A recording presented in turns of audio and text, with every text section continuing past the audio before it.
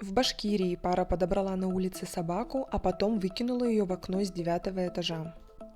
19-летняя Анна Маркова и 22-летний Урал Разиев заметили на улице стерилизованного пса. У него была специальная бирка на ухе.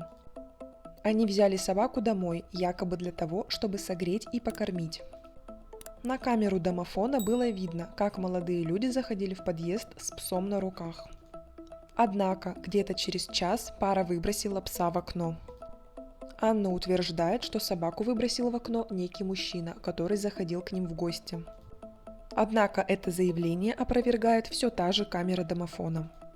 В тот вечер в дом посторонние мужчины не заходили.